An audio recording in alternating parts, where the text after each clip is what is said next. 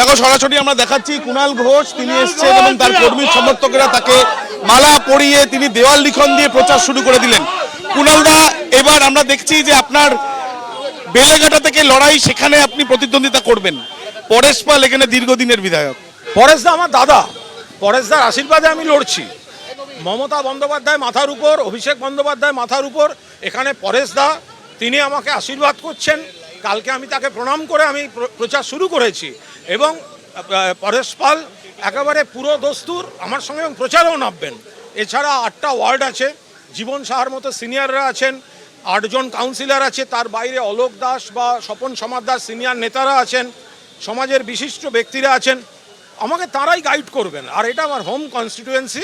সবচেয়ে বড় কথা, এখানে এবার তৃণমূলে কে প্রার্থী নয় এটা বড় কথা নয়।